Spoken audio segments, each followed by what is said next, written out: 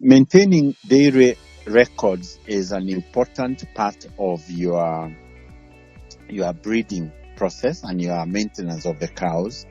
From the milk point of view, you want to keep track of how much milk is being produced by each cow, hopefully by name, on a daily basis.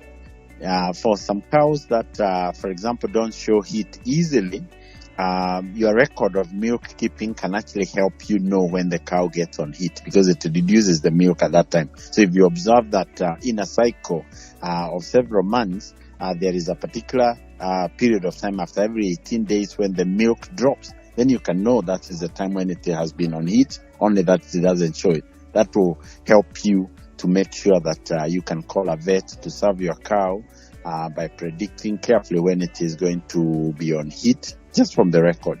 The other reason for keeping a record is just, of course, to help you know how much income you are getting against what you are feeding. So you are keeping records of what you feed, the input you buy, the salt you buy, the napier that you feed.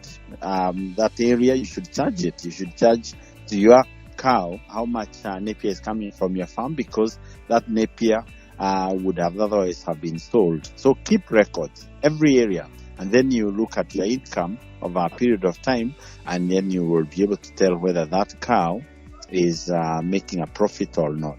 A good cow from, let's say, a pedigree from Kabete, from Kenya's Kabete,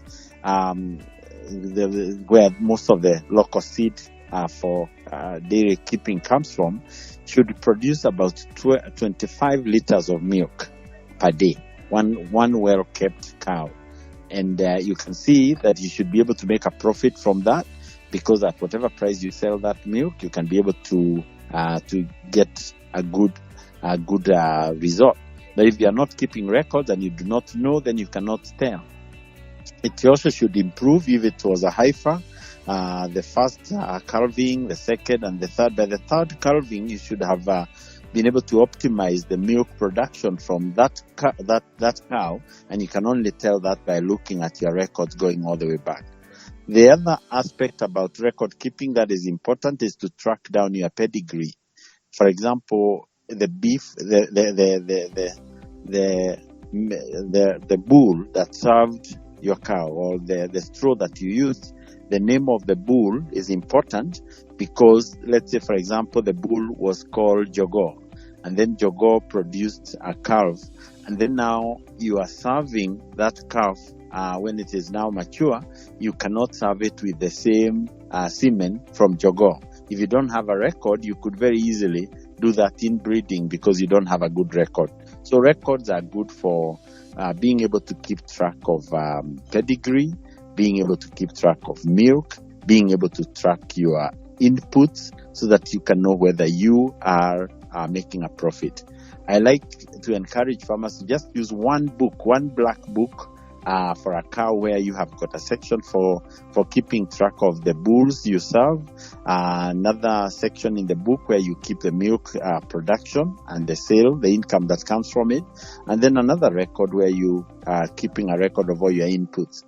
You also can keep records of things that change, like it's very cold, it's very warm, it's whatever it is, because over time you will be able to associate those things, including the kind of feeds that your animals are eating. You will associate them with the production when you examine your records, working with your data.